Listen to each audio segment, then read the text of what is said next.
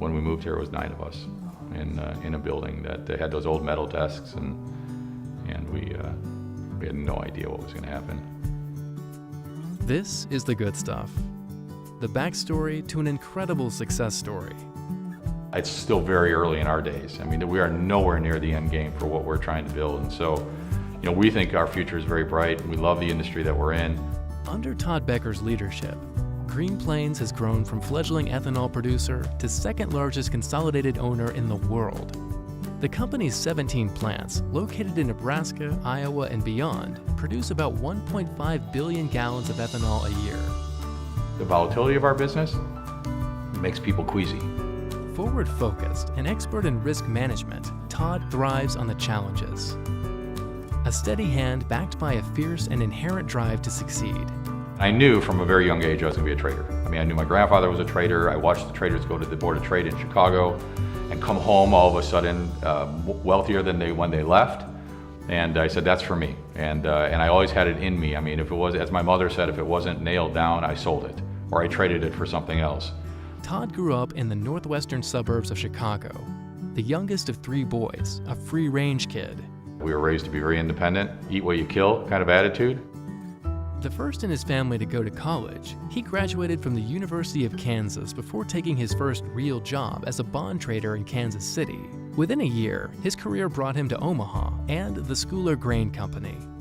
They poured some beans in my hand, soybeans in my hand, and they said, what are those? And I said, I don't have a clue. But if it's tradable, I'll trade it. And that was basically the kickoff of my modern day career in the agricultural and energy trading businesses, both domestically and globally. Over the next 18 years, he transitioned from Schooler to Farmland Industries to ConAgra Trade Group. Then the born trader went all in with an ethanol startup. Put it all at risk right then and there. And people thought I was crazy, right? Because I have this up-and-coming career, and they said, you can't do that. I said, this is my time, I got to try it. We killed it. I mean, we were making so much money. His success caught the attention of a Swiss entrepreneur, as well as investors from Ireland and Great Britain. They needed leadership for their own ethanol venture. On the back of a napkin in the Conrad Hotel, we laid out our vision together of what we wanted to build. Day one in Chicago, when we started this VBV company, I was in an office with a phone and no windows. I set up our email address at godaddy.com, and I brought my own computer.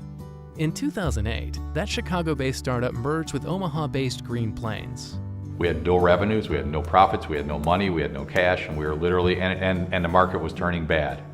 And so we had to figure out how we're going to survive, and that was the kick-up of it all. At the time, the company owned 4 ethanol plants, a few grain elevators, and some fuel terminals. We said we're going to use everything we know about these businesses and see if we can make it work. And a little bit of luck and a little bit of timing, and we made a little bit of money.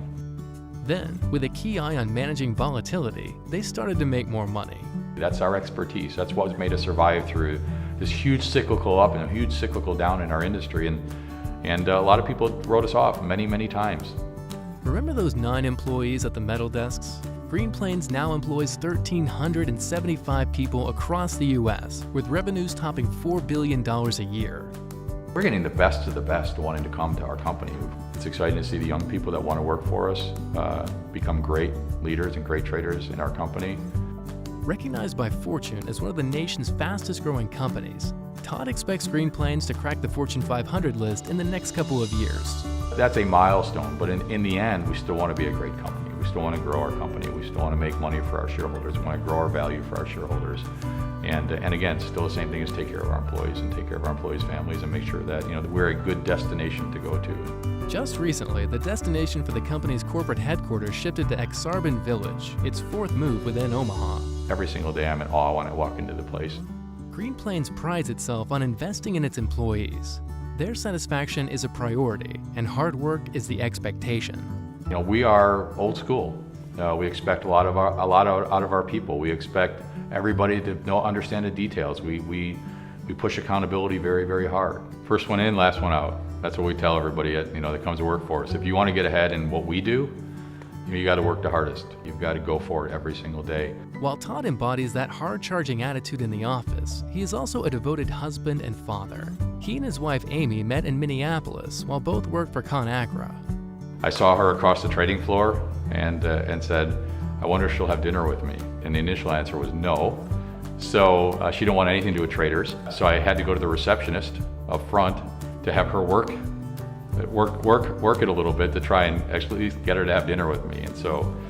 And she did that actually. So she said, she's gonna have dinner with you.